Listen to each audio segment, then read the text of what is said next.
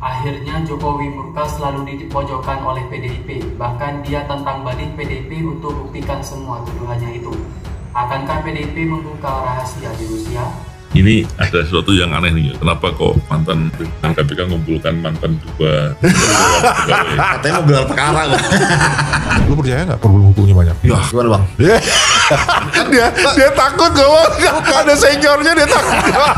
Yang diuntungkan siapa dalam kasus ini? Ya kalau mereka selalu mengatakan Pak Jokowi kan mereka nuduhnya Pak Jokowi. Iya, harusnya disebutkan siapa, itu loh biar jelas. Nggak ada. Siapa? Anunya apa?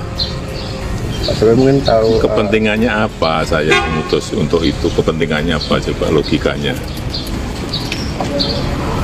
jadi tidak ada. Saya itu udah diem loh ya, difitnah saya diem, dicela saya diem, dijelekan saya diem, dimaki-maki saya diem, saya ngalah terus loh, tapi ada batasnya. Perlu diketahui bahwa pada sekitar tanggal 14 Desember itu ada utusan yang menemui kami ya, yang memberitahu bahwa Sekjen harus mundur, lalu jangan pecat Jokowi, dan menyampaikan ada sekitar 9 orang dari PDI Perjuangan yang menjadi target dari pihak kepolisian dan KPK.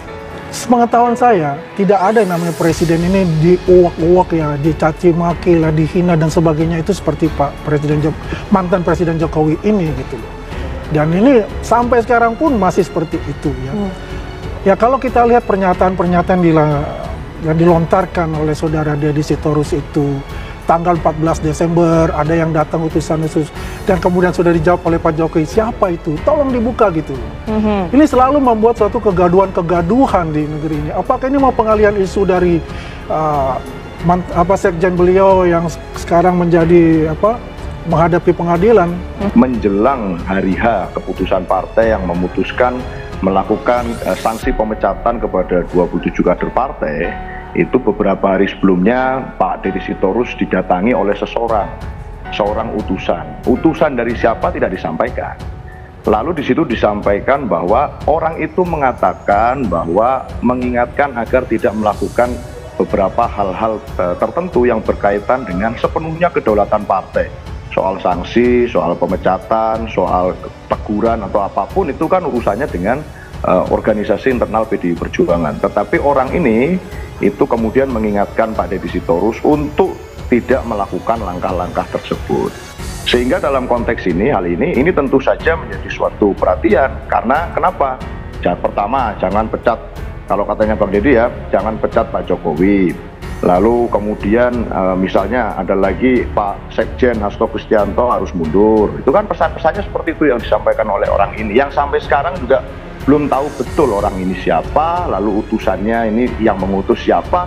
Ini semuanya masih di ranah statement yang kemudian belum ada klarifikasi. Nah, dalam hal ini artinya tidak ada yang menuding Pak Jokowi secara langsung. Bahkan Bang Deddy sekalipun tidak menuding Pak Jokowi secara langsung. Tapi memang bahwa orang itu datang menemui Pak Deddy, itu adalah pengalaman subjektif yang dialami oleh Bang Deddy. Budi kan bilang tidak ada kaitan dengan politik. Kayak berbeda sedikit nih.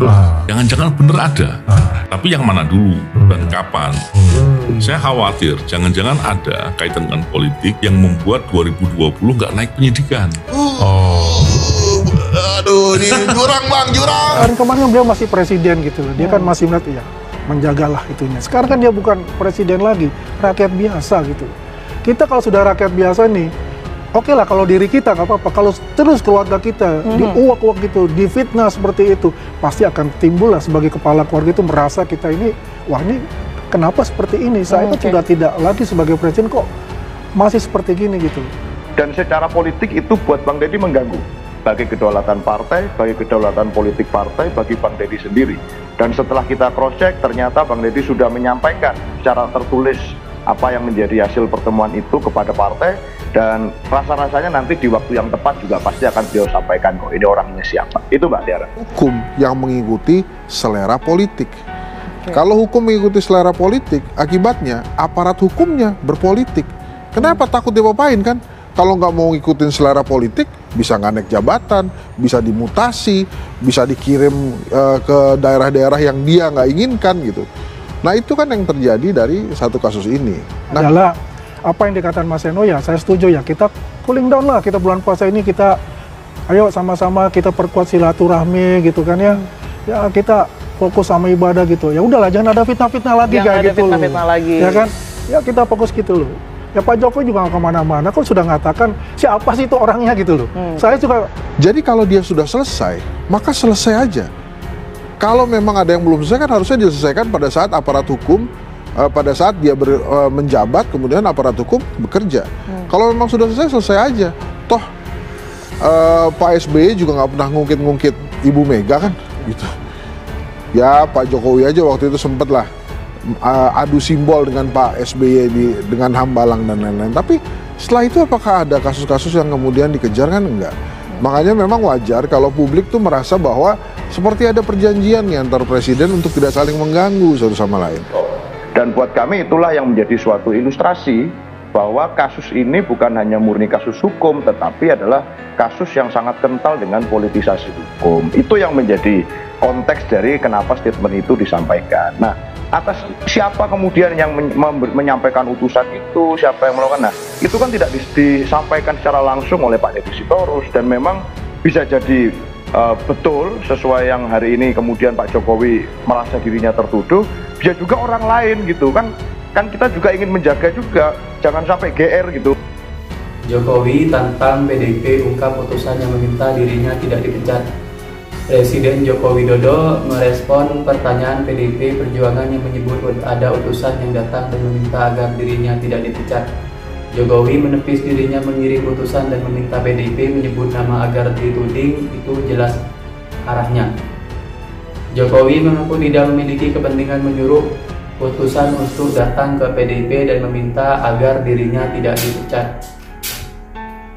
Dengan nada tegas, Jokowi mengaku selama ini diam meskipun difitnah, dicela hingga dijelekkan. Jokowi menyebut selalu mengalah namun ada batasannya. Jokowi menjawab sampai kata dan ditanya namanya yang sering disebut oleh PDIP. Sebelumnya dilansir dari 20 Detik, Ketua DPP PDIP Deddy Sitorus mengungkapkan pada 14 Desember tahun lalu ada utusan yang meminta Hasto Kristianto mundur dari jabatan sebagai Sekjen PDIP. Utusan itu juga disebut meminta PDIP tak mencatat Joko Widodo.